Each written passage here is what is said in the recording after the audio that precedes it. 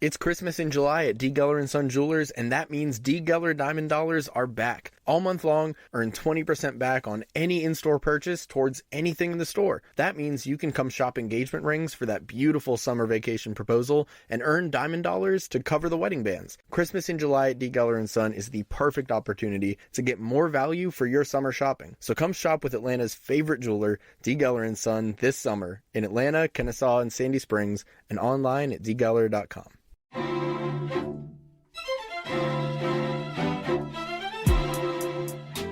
Welcome to the Janelle King Show. This is where we discuss kitchen table topics that are typically banned from family gatherings, but are absolutely necessary in order to have a strong republic. And we are here today to talk about a topic that is a kitchen table topic for sure, okay? This is the kitchen table topic of all topics, all right? We're talking about abortion. So welcome to the show, Julie. Julie Emmons is one of my good friends who I met at a LIVE meeting. And what is LIVE? Let me talk about that a little bit, because I personally believe that what LIVE is doing is what all organizations should be doing, or at least we should be empowering our organizations now that we are in a post-Roe v. Wade time frame. But we're going to get more into that and more into details into that. But however, let me tell you a little bit about LIVE, because I love this organization. LIVE stands for Life Initiatives and Values. Julie and I both spoke on the same night at this event. And what LIVE does is they serve as an arm or a bridge between churches and the moms or dads and those who are finding themselves in a situation where they're unsure as to whether or not they are prepared to have their child. So what LIVE does is that this organization is now connected to certain churches, and then those churches, should someone come by and say, hey, I'm really struggling with this, or hey, I need help with this, or hey, I want an abortion, anything, they would then refer that individual to this organization who provides them with so much love, so much support, and they're just doing everything that we're supposed to be doing as believers. So please check out LIVE, L-I-V, Life Initiatives and Values. I'll put the link in the description box so you can go there directly. But now let's jump straight into this interview.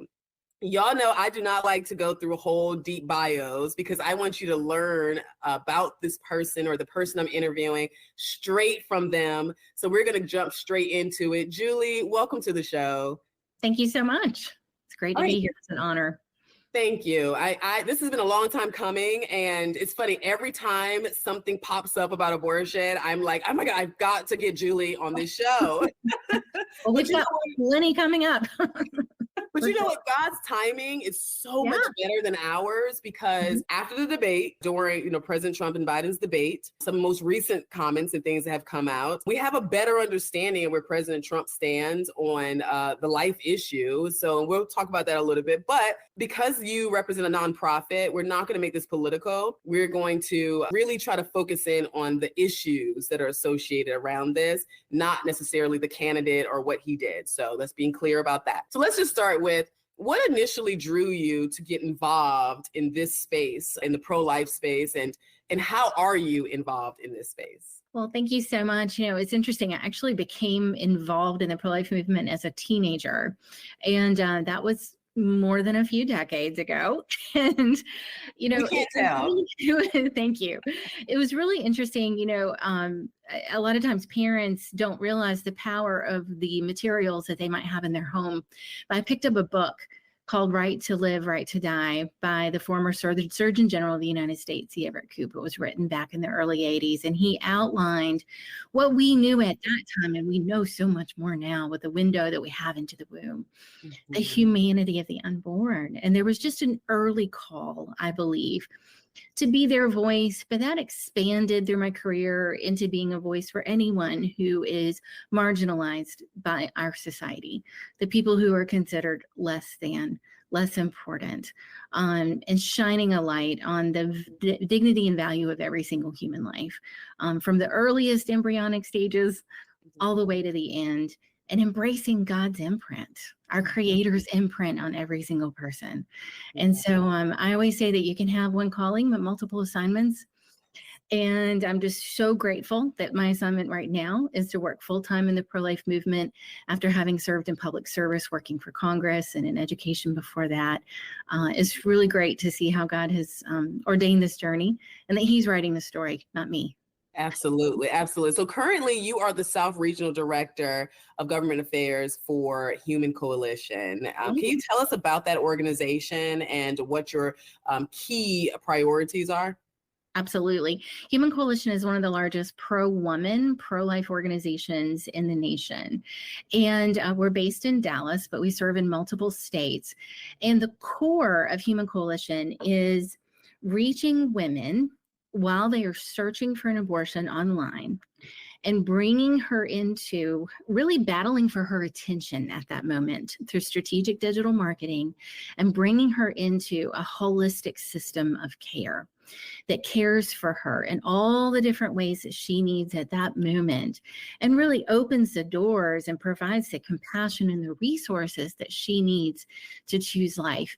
You know, one thing, Janelle, that has stayed consistent through Human Coalition's journey, which is over a decade now, we've been able to save over 29,000 children this way by reaching their moms when she's at that point.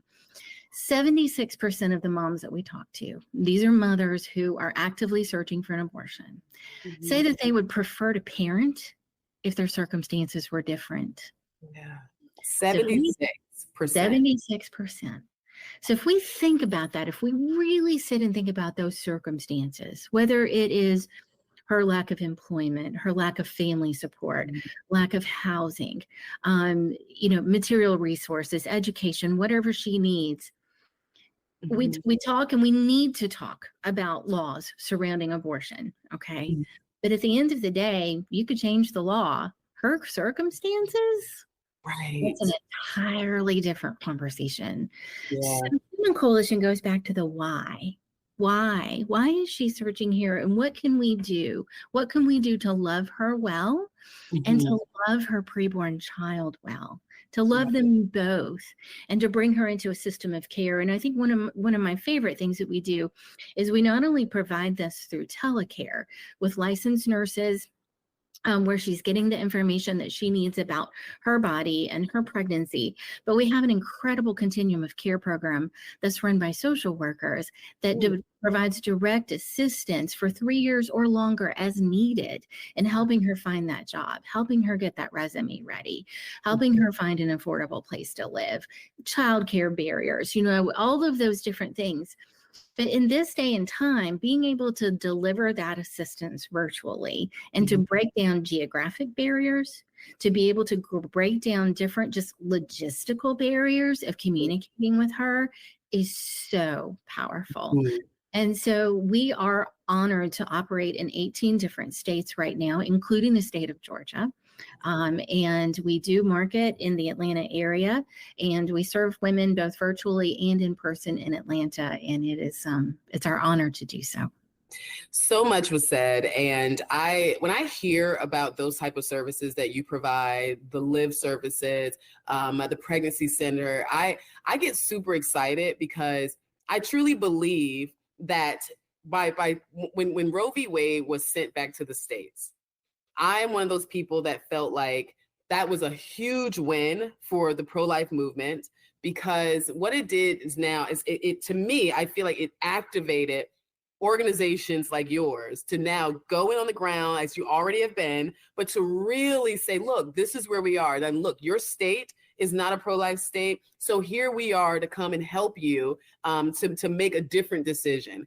And I think that's very necessary. I interviewed Suzanne Guy, who's the founder of Live, but I interviewed her early on. She was like one of my second interviews when I started the show. We all love Suzanne. Love Suzanne. Yeah. And one of the things that we talked about was a stat that you just mentioned, that 76%, and then we talked about the number of women who have had abortions that have, I think it's 80% that have emotional challenges after post having an abortion. So we just talked about the side that's never discussed.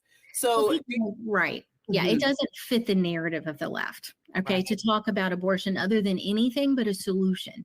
Yeah. But that's the thing, is it's not a solution. No. It doesn't solve anything. No. It is a grave travesty, okay, for women to be put in a position by society where they are told this is their only choice. Yeah. Women are being told You have to choose between your career, your family, your hopes, your dreams, and this child. And that Right. is blatantly, first of all, untrue. Yeah. Um, but secondly, our version is to flip that fear into hope.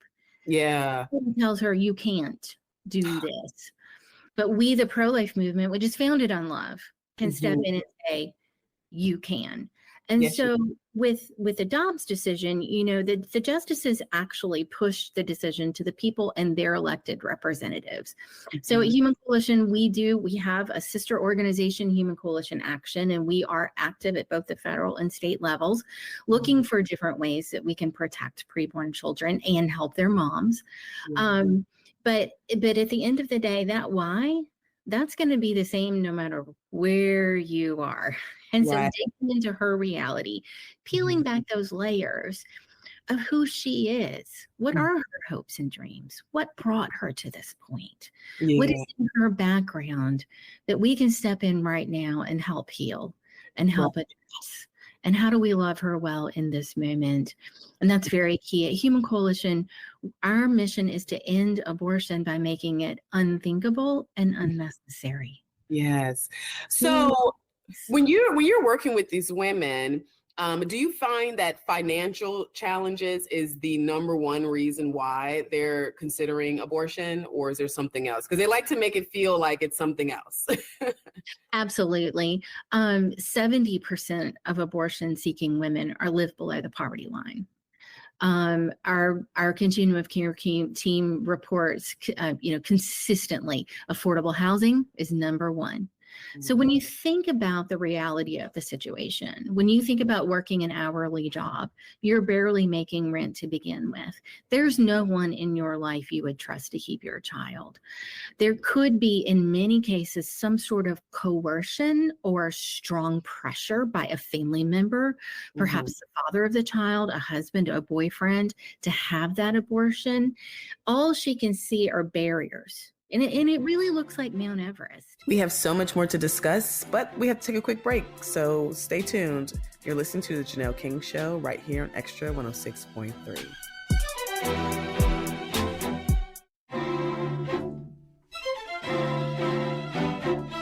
Welcome back to The Janelle King Show. This is Extra 106.3. Let's get back to the discussion. First of all, I would never try to climb Mount Everest, but if I did, I wouldn't do it by myself. Right. Okay? Anyone who does that's got a team with them. Okay. So the goal of the pro-life movement, the goal of Human Coalition, we're the team. We're the ones that's going to come beside you and help you do this. And to say, you are smart, you are capable, you can do this, and we're going to walk beside you every step of the way. There are many layers to this issue. It's beyond material assistance. A lot of time it is systemic things, but we are called to do hard things. And we're called to provide solutions. We're called to be there for her. And it's such an honor to do so. So yes, it is financial, but I would say also another very key thing is pressure from a friend or a family member or just society. That strong message that she can't do this. I have so many pro-life stories surrounding me. You know, my husband's mom was 15 when he was born. My bonus son, my husband was 19 when he was born. I think about one of my mentees who came to me when her entire family, the baby father, his family, everyone said abort, abort, abort. We supported her. Yes, we gave her love. My mother-in-law talked to her, having been a teen mom. She ended up giving birth to this beautiful baby girl who is now getting ready to go to school. And she tells me all the time how she's so grateful she didn't listen to everyone else. So many stories are surrounding me right now. And I'm like, we've got to keep pushing this forward because we know what happens when you get support. And then on the other side, there's so many women, I'm sure, that are grateful. Can you speak to that? Absolutely. One of my favorite things about working for Human Coalition is, well, if you walked into one of our offices, you're going to see lots of baby pictures. And so these are pictures of children that have been saved through our work. I actually have right back here an entire book of baby pictures that I leave sitting here on my desk for inspiration. But no, and you can go on our website at humancoalition.org, and there's this whole at the bottom of the front page, all these stories you can click on and hear these moms' stories. I'm so glad she's here. I'm so glad he's here. The joy that comes from being a parent and how it is all so worth it. And it's eternal work, and it is generational work in many cases. When we're able to bring mom and her entire family to a point of restoration, Yes. it is generational. And that, that's what we're all about. We want to be a life-affirming, life-giving organization that rescues children through helping their moms and sets an example of how powerful that is. But I think another important thing to note also is there are so many, like you said, so many voices in her ear. Okay. You mentioned even the people that she's like, I'm so glad I didn't listen to them. Okay. Right. Well, the woman today in 2024 who is searching for abortion, she's searching for abortion online. Okay. 93% of the women that we talk to are on their phone. Okay. When they're doing that Google search, where do I get an abortion? Where do I get abortion pills? And I can guarantee you that the abortion industry, who does not care about her or her child, they care about the bottom line, they are spending millions of dollars to reach her at that moment. It is extremely competitive. So it's a battle for her attention. How do we get to her? We need her. We pray that she will click on our ad, that we will be there, or another pro-life organization is doing the same thing. That she will click on an ad that's giving her life-affirming information and is really going to dig in and address the barriers that she's facing here. So things have changed. I've been involved in the pro-life movement for a long time, but that was one of the core founders of Human Coalition, realized, around 2010, 2011, things are changing. The way people seek information fundamentally changed. I remember Yellow Pages, but now it's online. Me too. Barely. But now the pro-life movement, we've got to be there. We've got to be there online to catch her attention, and we need to be willing to serve her through telecare. We need to be able to serve her virtually. It's not a replacement for in-person care by any means, but we've got to have that option in order to be able to communicate with her and serve her at this really crucial moment. I love that. So let's talk about the different types of abortion, because this is something that has developed as, over time, right? That's just innovation. And oftentimes I think when people think of abortion, we all go to the old school, everybody had to go into Planned Parenthood and all that, right? But you talk about the abortion pill and just different types of abortion and how that plays into this decision. You're right. And we've talked about changes in the pro-life movement. And I would say that this is one of the key changes, particularly in the last decade, is the increase of the abortion pill. So we've always had and still do have surgical abortions, that are done inside a clinic where a child is, and this is a tough topic, but, instruments are used to dismember a child and remove that child from the mother's body. It's very risky. There's so many different horrible consequences for the mom. And she's told later, you're supposed to be fine. And when she's not, this is if she doesn't bleed out. Yeah, exactly. So it's surgery. Right. Right. It is. And so they're the surgical abortions, but right now up to 2/3 of all abortions are medical or chemical abortions. And so that is the abortion pill. So to be clear, it's not one pill. It's a series of pills. It's a regimen basically, like sometimes you and I could be prescribed steroids or antibiotics, or it's a regimen that you're doing over a period of days. So it's 2 different pills.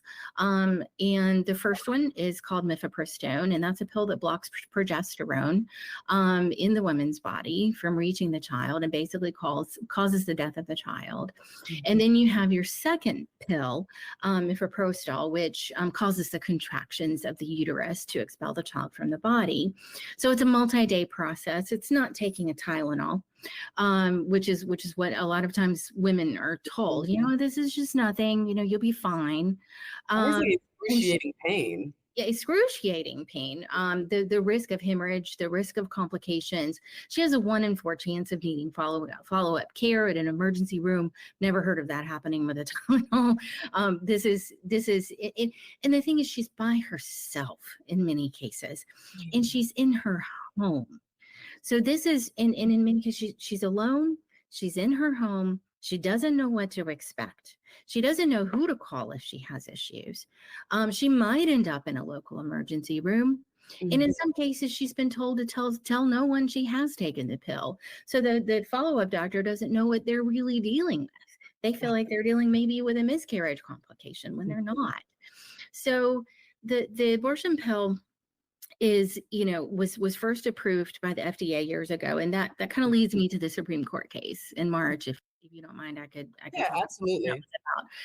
So basically, when the FDA first approved this, they had safeguards around it that really were common sense. And first of all, that's the FDA's job, was to keep us safe. So safeguard, like it needed to be prescribed by a doctor. It needed to be prescribed in a medical clinic. You needed to confirm that the pregnancy was in the uterus versus an ectopic pregnancy in the fallopian tube, all these different things. There needed to be follow-up care, and it was only approved up to a certain number of weeks of gestation. Slowly but surely, those safeguards and those regulations started getting rolled back bit by, well, maybe we don't need this, we don't need that, we don't need this. COVID hits, all of a sudden, oh, well, you can just prescribe it through telehealth. You don't even need to see the mom. You don't need to even confirm that the baby's in the uterus.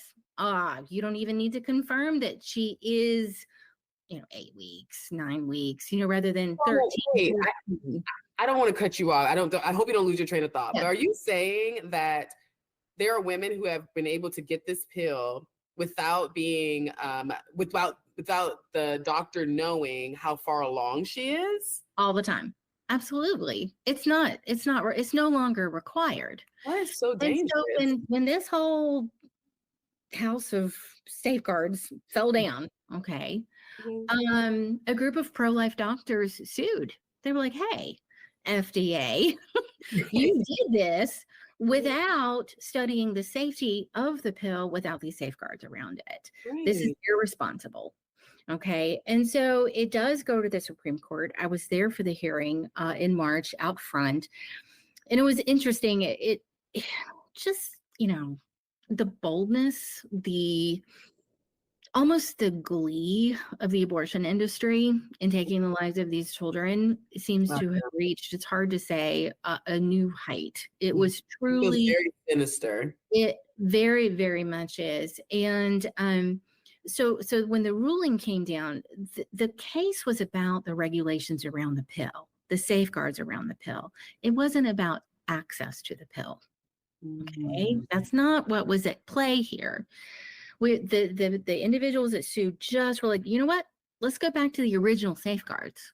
Let's put women's health care over politics. Right. Okay, because the opposite is what had happened. Okay, so Supreme Court came back, and their ruling was only on standing. It was saying, you know what? These pro-life doctors, they're just not close enough to the situation, okay, to really have standing to sue here. That's it. So the door is wide open for this to go back to the Supreme Court, okay? Perhaps with individuals who are closer to the situation, someone who is actually injured by the pill, where I'm going with that. So we have to wait for someone to completely go back, at some point. And, we'll just let history take its course there. But no, this is a dangerous situation, not only for preborn children, but for women. And many pills are delivered by mail order these days, regardless of state law. And so that is one thing that we all need to be aware of. And sometimes I hesitate to talk about this on broader platforms, because if anyone's listening to the sound of my voice and considering an abortion, I want you to go to optionline.org and I want you to put in your zip code and find your local pregnancy resource center, okay? But it is possible for women to go online, and I won't mention the specific websites in this context, and to order the abortion pill online, and it's landing in her mailbox. And So I'm hearing so many red flags with this. I'm thinking, if I'm 18 years old and I don't even know what I'm doing, and I take this pill and I'm further along than I need to be, at this point, you may not have a miscarriage, you may die or go to full, giving birth at home. Exactly. If you start to bleed out and you're by yourself, then you have to jump in the car. And then if you're driving and you're getting weak, you might pass out, die, kill someone else. Not to mention, if let's just say there is a father that doesn't want the baby to come forth and you've decided you want the baby, and then who's to say he won't order the pill and drop it in something? I mean, this happens. It has happened. Oh, absolutely. Louisiana recently passed a new law putting more penalties on coercion of abortion because a senator's sister's husband actually slipped abortion pills into her water. Thankfully, she tasted something and knew something was up. Okay, but this is the human trafficker's best friend. This is the abuser's best friend. It's so readily available. They're going to use it to hurt women and to take away any supposed choice that she already had. And so Human Coalition actually filed a brief, an amicus brief in this case. And it was our honor to do so because we actually put the words of some of our clients in this brief for the justices to read. So even after all of her pain and everything that she went through, her words are right there before the Supreme Court, saying things like, I had no idea that the pill was going to be as painful as it was. I bled way more than I was told. The whole procedure was more painful than I was led to believe. I saw the baby come out. It was very traumatic. No one told me I would see that. I did not know what to do. So Janelle, we haven't even talked about the mental health implications here of the abortion industry calls it a self-managed abortion. Okay, well, call it what you want. She's alone. She needs help. Do we have self-managed surgery? Passionate, life-affirming medical care. She doesn't need to be taking this pill. Particularly with absolutely no safeguards. At the end of the day, we believe that human life begins at conception, and that is a precious child, that we are losing in every instance here. But what hypocrisy to know the reality of this and the fact that the individuals who say that women's health care is their top priority are the ones that are turning away from her. They don't want to listen to her words. They don't want to listen to her pain because it doesn't fit their narrative. At the end of the day, we have to be her voice. Not only her little baby's voice, but her voice in this process. So right now, that's what we're looking at is around 60% of all abortions by pill. Not all are at home. Some are administered in a clinic, depends on the state. But the abortion industry also has been very, very aggressive with trying to mail these pills into states that have banned or restricted abortion. So they're particularly targeting those areas to the point where in 6 different states, they've passed shield laws where doctors who are in Maine or California, if they'll prescribe those pills to someone, say in Georgia or Alabama, and that woman is injured by that pill or she dies as a result of that pill, it supposedly absolves them of liability. So, I mean, it don't tell me these people care about women and women's health care. So that is what we're looking at right now. So again, that search is starting online. So we have got to get to her before she gets to a clinic or before those pills land in her mailbox. That's something that she cannot reverse. But like you mentioned, the pro-life movement is founded in love. And so not only are we there for her as she's searching for that abortion, we're helping her choose life, but we also at Human Coalition will refer her to compassionate counseling if needed for post-abortive care. It's the pro-life movement that's going to be there for her, even afterwards. I mean, so many thoughts are going through my mind because I didn't know a lot of what you shared, particularly around this pill. I was totally against it because I don't like anything that causes you to have such a dramatic hit to your body at home. I feel like there needs to be a doctor present if you're going to do something like that. You're basically forcing a miscarriage, and that's already a situation that can be devastating, right? Extremely painful. Absolutely. But now we're talking about, like, I just see moms finding blood in their daughters' bathrooms and, just things happening because they can just readily get these pills, even those under 18. So this is extremely concerning. And it's unfortunate that both of our presidential candidates are in support of allowing this to continue in some shape, form, or fashion. So how do you plan to work with whichever administration comes in or whoever it is, because on the Democrat side, we don't even know who that's going to be. But anyway, how do you knows? But we know they're probably going to be pro-choice.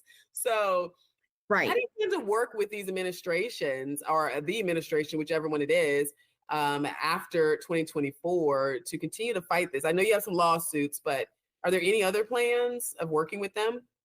Well, we're always full of suggestions on how to help pregnant women. And so that is something that, what, in many cases, when we start talking about, recently Human Coalition was part of an effort called the Blueprint for Life, which was released on the 2-year anniversary of Dobbs several weeks ago.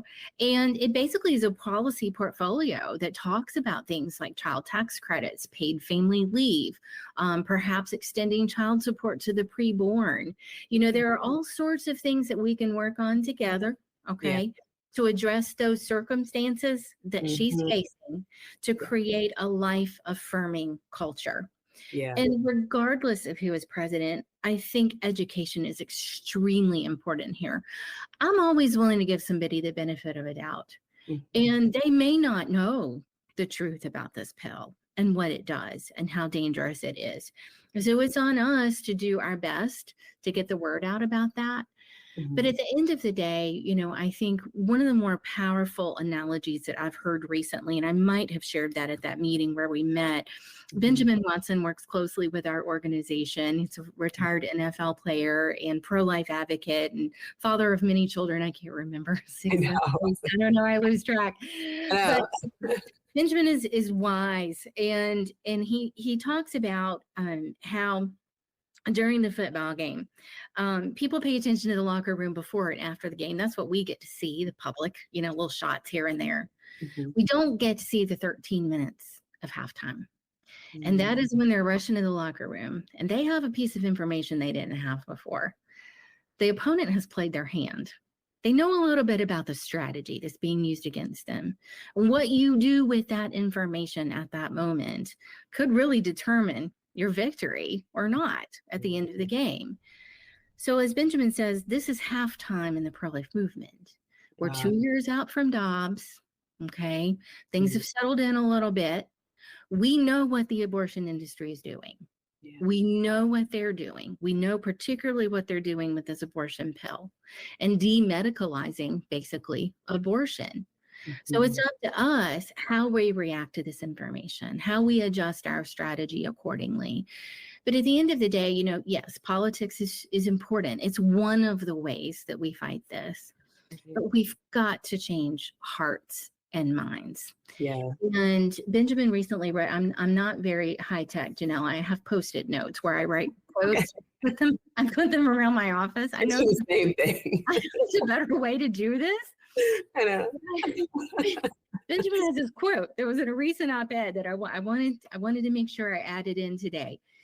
And he says, hearts are changed not by statutory prohibitions, but by individual encounters of unselfish service, compassionate conversations, an uncompromising principle clothed in humility. That's so beautiful. we change the hearts and minds by being that humble and compassionate person, that organization, that group who's going to step into her life right where she is and love her right where she is and intervene and help her come to a place of wholeness and restoration. That is what is going to end abortion and make it thinkable and unnecessary. So, regardless of who's in power, we know how this story ends. Having compassion around this topic is something that you've heard my speech that I advocate for, because I do think that oftentimes you can get really passionate about the cause and that you lose sight of the pain and what the mom has to go through.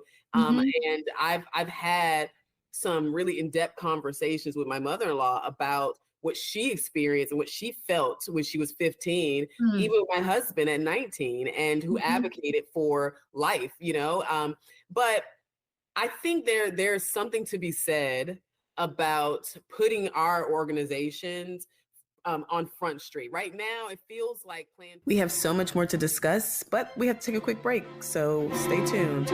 You're listening to the Janelle King Show right here, Extra 106. Welcome back to the Janelle King Show. This is Extra 106.3. Let's get back to the discussion. The only organization out there that's seemingly surrounding this topic, and we know there's so many more. Why do you feel like the pro-life organizations get buried? Is it because there's just not enough media attention, funding? Like, what is the reason behind us seeing so much of the pro-choice stuff and not enough? Probably a combination of all of the above. When you consider the hundreds of millions of dollars at their disposal to saturate a market, yes, that is part of it. There are compassionate side of what we do, the pro-women's, the lifting women. That's not something that many media outlets want to be their headline, but that's the reason why when we do have platforms, we must use them to tell her story and to talk about her and help people see that is, that she's, we've got to tell her story here and just shine a light, not only on her story, but the personhood of her child. One thing, the 14th Amendment's getting a lot of attention these days. In some cases, people are not quite understanding what it means. Not at all. It does extend equal protection without distinction to all. Let's talk about that, Julie. Explain to our audience about the 14th Amendment and the topic around the 14th Amendment, so that they are aware and they can now go out and educate people. Well, Human Coalition was proud to be a part of something that was actually spearheaded by Live Action, another large pro-life organization, national pro-life organization.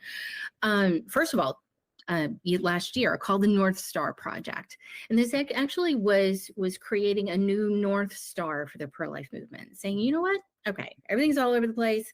We had a big shift after Roe fell. Everyone's celebrating that, but they're also trying to figure out, what does this mean? Okay, so what's our North Star? Any movement needs that. Any leader needs that. And so that North Star is personhood, the 14th Amendment. So the 14th Amendment basically forbids states from denying, and I'm quoting, that's the reason I'm quoting actually from the amendment, from denying to any person within their jurisdiction the equal protections of the laws. So there's no exceptions in there based on the geography of that person, the gender, the race, the location, the level of dependency of that person. So our new North Star is for the federal government to legally recognize the personhood of children in the womb. There are no distinctions there. And so, there are many ways that those rights can be recognized. First of all, preventing the death of children in the womb. That would be one thing, obviously. But there are other things we can do, like applying fetal homicide laws. wrongful death laws, child endangerment laws to the preborn. I mentioned before is extending child support to children in the womb, making sure that embryos are not property that can just be discarded, extending due process to children in the womb. When a class of human beings is deemed less than a person, we are always in danger of persecution and perhaps even genocide. If we look at history, when we deny personhood to any class of human beings. So right now, if you look at the broader scope of things, the womb, inside the womb is really the last frontier where that egregious level of discrimination is sanctioned by states.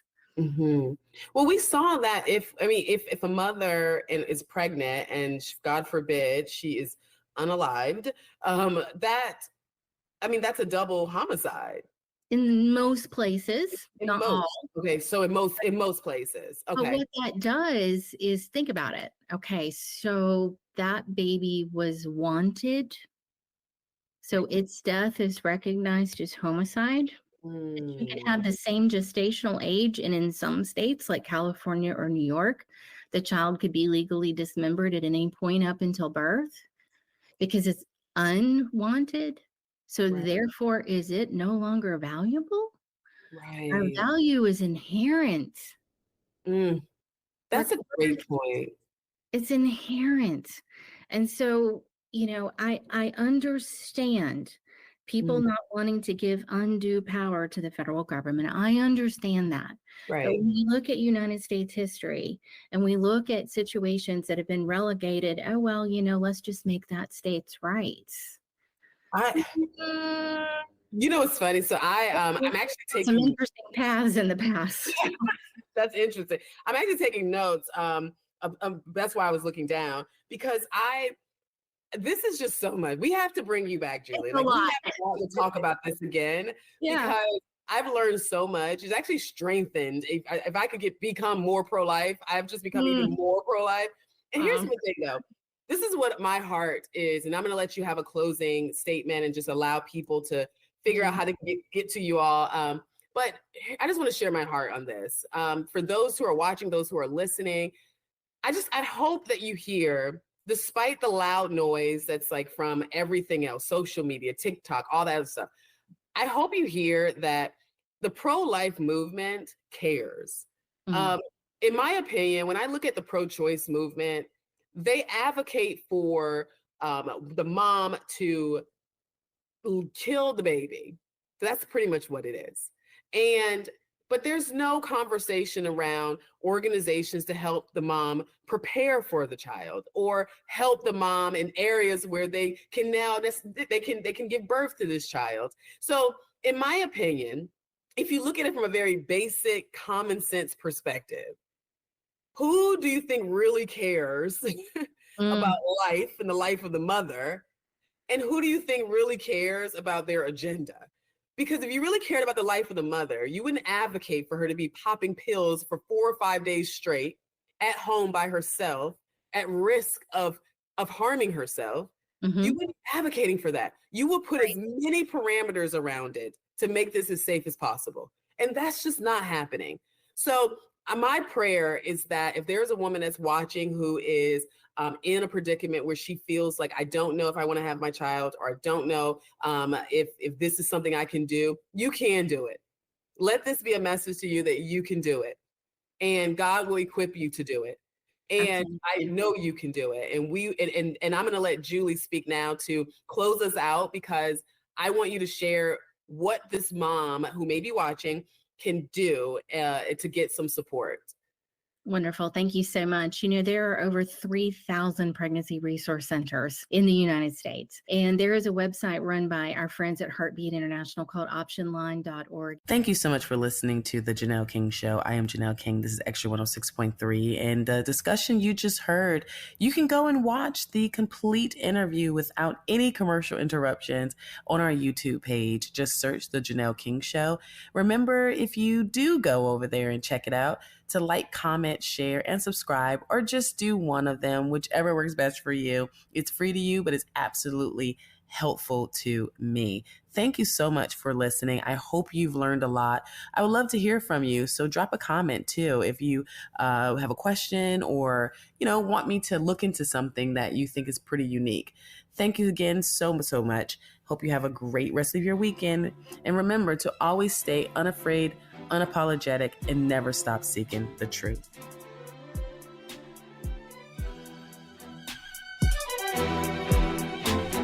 Tonight in Arkansas, there's a mother tucking in her daughter and turning off the light. A business owner is burning the midnight oil. An at-home dinner date is plating up possibility. And it's all happening under one roof. How? The power of a conversation, like the one John from Integrity Solutions had with First Horizon Bank about his vision for a sustainable mixed-use building. Now it's not just words, it's life. First Horizon Bank. Let's find a way. Go to firsthorizon.com/John. First Horizon Bank, member FDIC. It's Christmas in July at D. Geller & Son Jewelers, and that means D. Geller Diamond Dollars are back. All month long, earn 20% back on any in-store purchase towards anything in the store. Get yourself a beautiful new gold necklace, diamond earrings, or a new timepiece, and save up those diamond dollars to buy a loved one a Christmas gift later. Christmas in July at D. Geller & Son is the perfect opportunity to get more value for your summer shopping. So come shop with Atlanta's favorite jeweler, D. Geller & Son, this summer in Atlanta, Kennesaw, and Sandy Springs, and online at dgeller.com. Hey Atlanta, Hudson Mason here. Is a new roof still on your to-do list, but you've been delayed due to rising home service costs? Well, here's a fantastic solution from Accent Roofing Service. 0 down, 0 payments, and 0 interest for a full year. That's right, you can get your new roof now and start paying next year. Act quickly because Accent's incredible offer of 000 with a 12-month deferred payment option for a lifetime roof system isn't going to last long. Contact the craftsman at Accent Roofing Service today, accentroofingservice.com.